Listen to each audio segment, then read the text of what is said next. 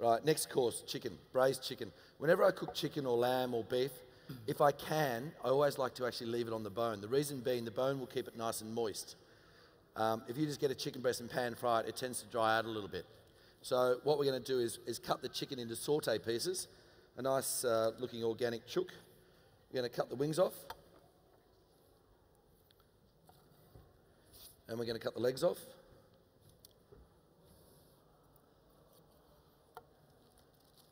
How is it, guys? Nice. Like so. Now with the breast, we want to cut it into 3 pieces. So we're going to cut down one side there, and it's going to be 1 piece, 2 piece, and 3 piece.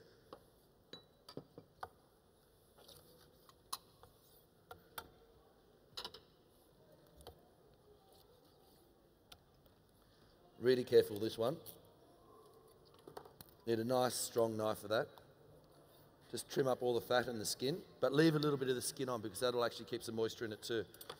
And skin is the fat of it, obviously. You take out the fat, you're left with no flavour, yeah? It's like a piece of lamb. You ever come to Aria and you get a rack of lamb that's still got the fat on, don't send it back and say it's too fatty. Of course it's fatty. A good lamb is always going to be fatty. Cut the fat off and leave it if you don't want to eat it. Right, a little bit of oil. With the legs, just cut them in half or through the joint, so you've got the thigh and the leg.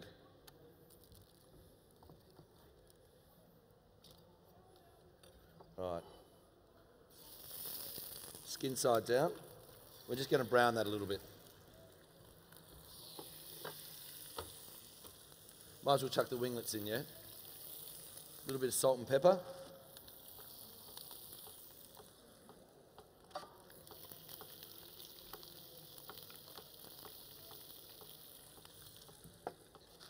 A little bit more salt. Right, we're just going to let that brown. In the meantime, we're going to braise some whitloaf, or what they call Belgian endive. Now, a lot of people just use this lettuce in salads. I actually love, especially in wintertime, I love to braise it. It's got a really nice sort of bitterness to it.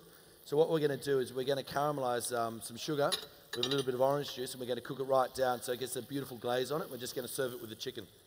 So a little bit of butter in a pan.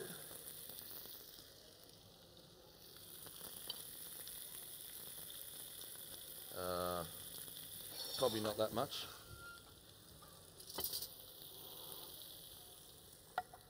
Sugar, Via? Sugar. Right there. Right, a little bit of sugar. And we're just going to grab our whitloaf, cut them in half. Straight into the sugar and the butter.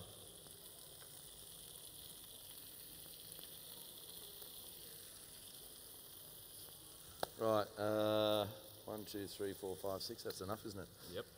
Some orange rind.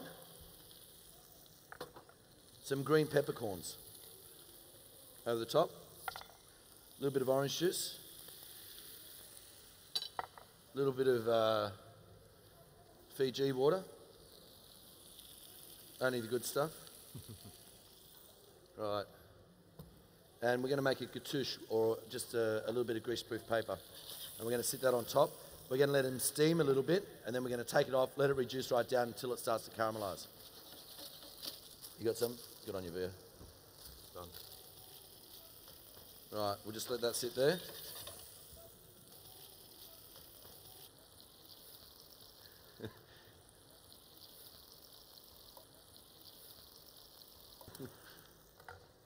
Right. Via, did you turn this down or off? No, still up high. Right, wanted to get a little bit hotter than that, so we're just going to let it brown a little bit. Right.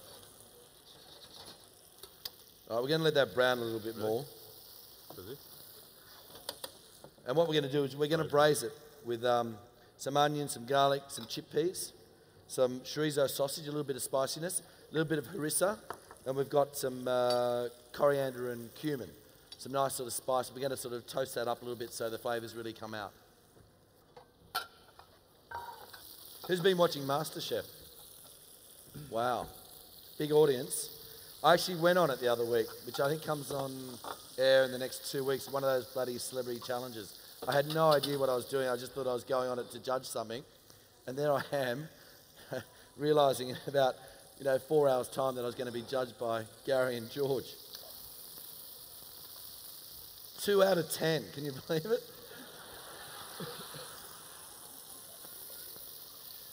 Unbelievable. Don't be stupid, 2 out of 10, get over it. Right, just going to take that out now. If you get a little bit more colour on it would be good, but we're going to be here all day otherwise. I'll leave the winglets in there. Right, a little bit of onion, a little bit of butter, some garlic, lots of garlic, our cumin and coriander. And what we're going to do is just sweat that off. We don't want it to get a lot of colour. Reason being, it'll start to get a little bit bitter.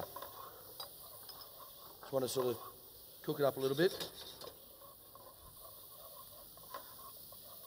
A little bit of salt. Chorizos.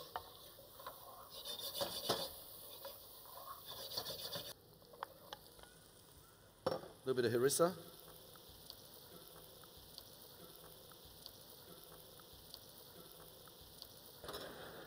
Right, put our chicken back in. A little bit of chicken stock.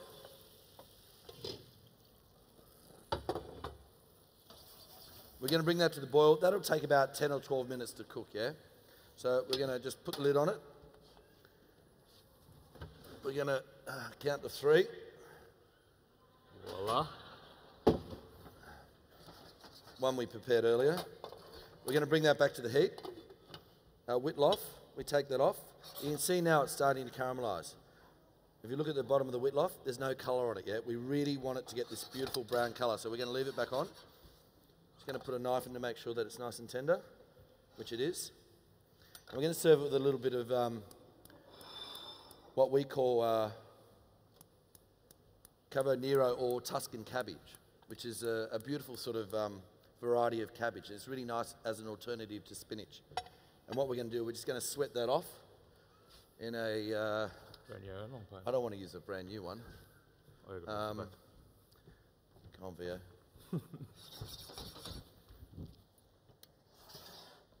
Right. Bugger it. I'll use a new one and then someone else can have it afterwards. I probably should wash this first, shouldn't I? That's all right, I'm not eating it. These guys are. I'll give it a wipe out anyway, all right? Right, a little bit of butter. Lots of butter. We love butter. A little bit of salt.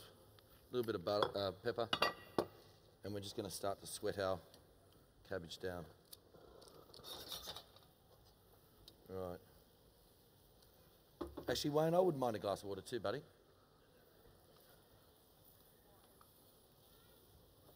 Theo, do you want anything? I'm right. Do you guys want anything? Get a glass of wine? You sure? You want anything else? Foot rub or anything? Maybe a little Foot rub? massage? Wayne's more than happy.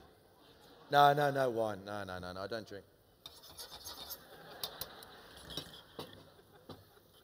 Not much anyway.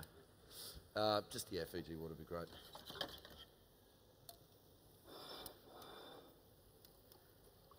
Right, see how that's now getting this beautiful colour? That's basically what you want, yeah? You want that sort of beautiful caramelisation to happen. Thanks, buddy. At Aria, in the middle of the kitchen, we have what we call a chef's table, and it holds 8 people. And basically what we do is we look after them, and a chef will come in and explain every dish and spend a little bit of time with them. A couple of weeks ago, I had 2 vegetarians in there. I don't know how they got in there, but they were in there. One of them hadn't eaten meat for 15 years. The other one hadn't eaten meat for 21 years. And we had this beautiful Spanish jamon. You know, the stuff that costs about $400 a kilo, and it's just this most beautiful flavour, you know, fed on acorns and herbs, and it's just gorgeous. And I was giving it around to the other guys, and they're all raving about it, and both the vegetarians had a slice each. 6 months ago, we had a table in there that were Jewish, and on the function advice, it had strictly no pork products whatsoever, and I forgot. I took it in there, and their faces just dropped. I thought, well, I can't be rude, so I have to explain what it is, and said, but that's right, you can't eat it. And as I walked out, one of them went, oh, I'll try it. 6 of the 8, huh? All right. You want some chicken? Wait. All right. Sweating our cabbage. Our chicken's starting to heat up.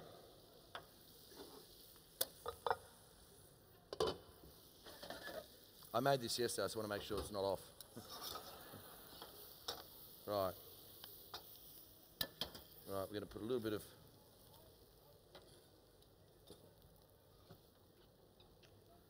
whitloff. You like leg or thigh? Either or? How about a bit of both then? Right.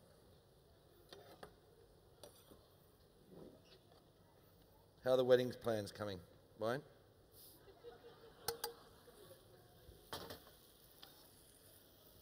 How long have you guys been dating? 9 years. 9 years. What's wrong with her? 9 years. God, it's like a life sentence. Right, chorizo over the top.